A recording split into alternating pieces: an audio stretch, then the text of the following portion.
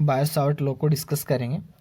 Biot-Savart law के according किसी भी वायर में करंट आई जो यूनिफॉर्म फ्लो होती है तो उस वायर के चारों तरफ मैग्नेटिक फील्ड रहेगा। वो मैग्नेटिक फील्ड कैलकुलेट करने के लिए हम वायर पे एक स्मॉल एलिमेंट डी एल लेंगे। इस स्मॉल एलिमेंट डी एल के लिए मैग्नेटिक फील्ड डिटरमाइन करेंगे। तो डी एल से हम आर डिस्टेंस पर एक ऑब्जर्वेशन पॉइंट पी लेंगे। ये ऑब्जर्वेशन पी पॉइंट हम वायर के चारों तरफ कहीं पे भी ले सकते हैं। इस ऑब्जर्वेशन पॉइंट पी पर मैग्नेटिक फील्ड की डायरेक्शन थंब रूल से कैलकुलेट करेंगे। थंब आप करंट की डायरेक्शन में कीजिए और अंगुलियों को आप बेंड कीजिए। तो यहाँ पी पॉइंट पर आप अंगुलियों को यहाँ पे बेंड करोगे तो आपको पता लगेगा कि direction of magnetic field P point पर इन्वर्ट है। यहाँ पर मैग्नेटिक फील्ड जो रहेगा अकॉर्डिंग टू द बायो-सावर्ट वो डीबी होगा, जो डायरेक्टली प्रोपोर्शनल होगा करंट के, और डायरेक्टली प्रोपोर्शनल होगा स्मॉल एलिमेंट डीएल के, और डायरेक्टली प्रोपोर्शनल होगा एंगल ऑफ साइन थीटा के। यहाँ पे डीएल और आर के बीच में जो एंगल बनेगा थीटा, उसके साइन थीटा की प्रोपोर्शनल होगा, और डीबी जो है इन्वर्सली प्रोपोर्शनल होगा डिस्टेंस के स्क्वायर के। So by equation first, second, third and fourth,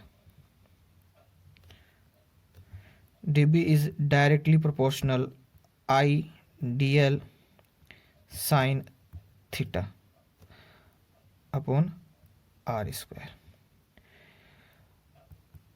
proportional sine हटाने पर आपके पास एक प्रोपोर्शनल कांस्टेंट आ जाएगा और I D L sine theta upon R square रहेगा। यहाँ पर प्रोपोर्शनल कांस्टेंट सिंबल जो है वो म्यू नॉट अपॉन 4 पाई है, और इसकी वैल्यू जो है वो 10 की पावर -7 होती है। 10 की पावर -7 यूनिट जो रहेगी newton ampere metre square, newton per ampere square, और वेबर एम्पियर पर मीटर भी अपन बोल सकते हैं। So dB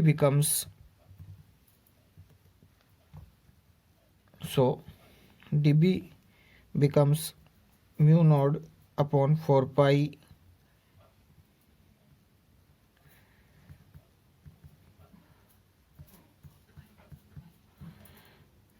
ideal sine theta upon r square। This is the scalar form of magnetic field due to the small element dl for whole wire या complete wire।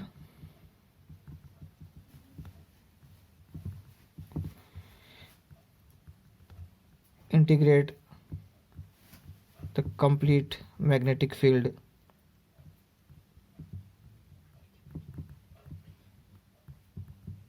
so magnetic field for complete wire after the integration it will be b equals to integration mu naught upon 4 pi I dl sin theta upon r square।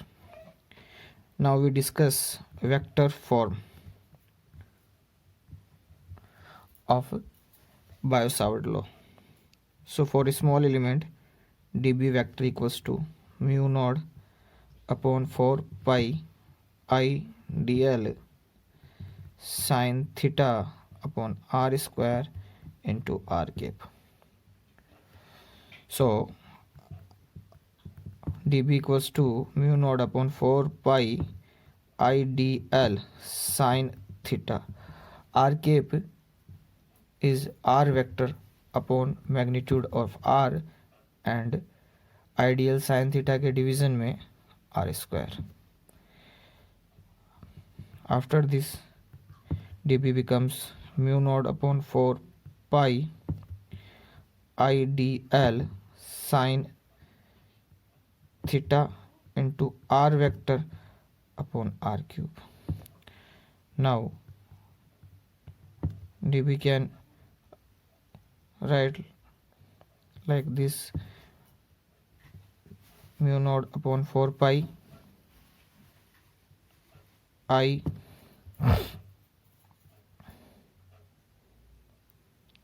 dl cross r vector upon r cube. So dB becomes like this. This is the vector form of Biot-Savart law. Magnetic field due to the current carrying coil to the center point. यहाँ पर हम एक current carrying कोयल है जिसमें current जो है anti clockwise flow हो रही है। इसके सेंटर पॉइंट पे मैग्नेटिक फील्ड डिटरमाइन करेंगे यूजिंग बायो-सावर्ट लॉ। तो बायो-सावर्ट लॉ जब भी यूज़ करेंगे तो अपने को स्मॉल एलिमेंट लेना पड़ेगा, और वो स्मॉल एलिमेंट आप चाहे कहीं पे भी ले लीजिए। तो हमने यहाँ स्मॉल एलिमेंट DL कंसीडर किया है, और हमें यहाँ पर सेंटर पे मैग्नेटिक फील्ड कैलकुलेट करना। तो सेंटर पॉइंट जो है वो ऑब्जर्वेशन पॉइंट है। तो DL तक की जो डिस्टेंस है वो कितनी है, R है, और DL और R के बीच एंगल जो है वो 90 डिग्री है। अब डायरेक्शन ऑफ मैग्नेटिक फील्ड देखते हैं। तो करंट की डायरेक्शन में आप अंगुलियों को बेंड कीजिए, थंब जो है मैग्नेटिक फील्ड की डायरेक्शन को रिप्रेजेंट करेगा। तो यहाँ पे आप देखेंगे कि मैग्नेटिक फील्ड की डायरेक्शन जो है वो अपवर्ड आती है। So magnetic field due to the DL by using Biot-Savart law. तो by using Biot-Savart law,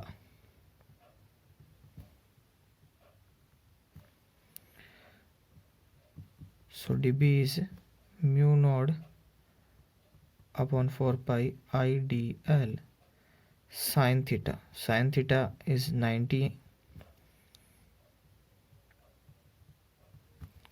upon r square. So mu naught upon 4 pi I dl sin 90 is 1 upon r square.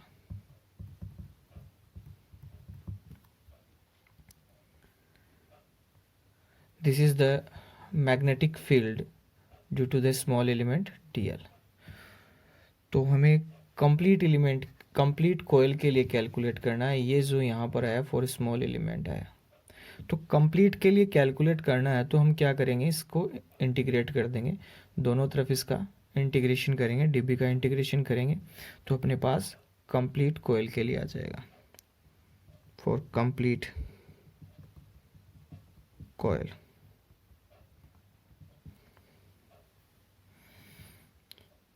so integration of dB mu naught upon 4 pi integration mu naught upon 4 pi I dl upon r square. So integration dB is B, mu 4 pi I and r square is constant, so outside the integration, इनको integration से हमने बाहर ले लिया क्योंकि ये constant है। DL को नहीं, केवल म्यू नॉट I और r स्क्वायर को, और जो है DL का इंटीग्रेशन अपन करेंगे। तो यहाँ पे बेटा देखिए कि DL का इंटीग्रेशन करने से पहले हम थोड़ा सा लिमिट लेंगे। तो लिमिट देखिए, DL का इंटीग्रेशन करेंगे तो यहाँ DL स्मॉल एलिमेंट है आपके पास, तो L आ जाएगा उसका इंटीग्रेशन। बट यहाँ पर जो है DL पार्ट है कोयल का, और इसकी जो लेंथ है वो सरकमफ्रेंस के इक्वल होगी इंटीग्रेशन करने पर। तो इसकी जो स्मॉल लोअर लिमिट आएगी वो 0 आएगी, और अपर लिमिट जो आएगी वो कंप्लीट सरकमफ्रेंस आ जाएगी।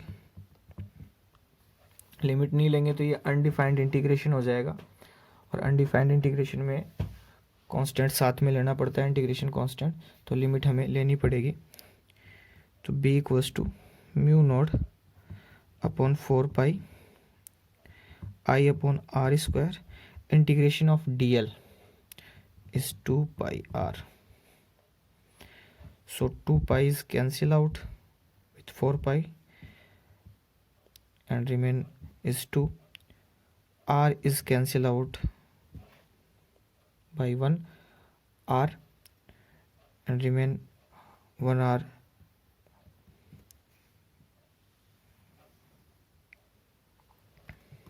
B is mu naught I upon 2r. This is the magnetic field for 1 turn.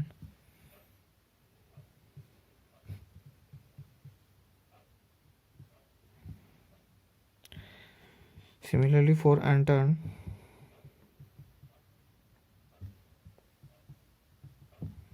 B is mu naught and I upon 2r.